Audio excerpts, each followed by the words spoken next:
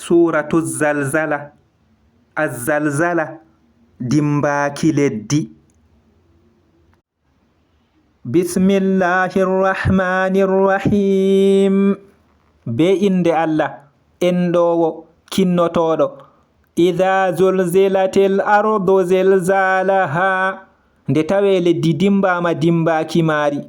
Wa akhrajatil ardu athqalaha. E leddi wurtini teddele mari.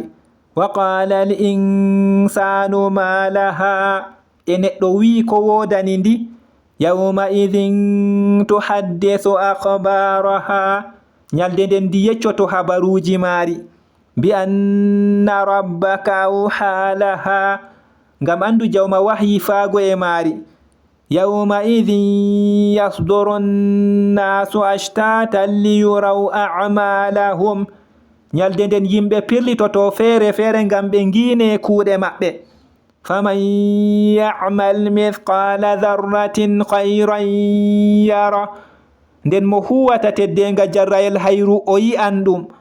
Waman ya'mal mithqala dharratin sharran yara. E mo huwata teddenga jarrayel sharru o yi'an ɗum.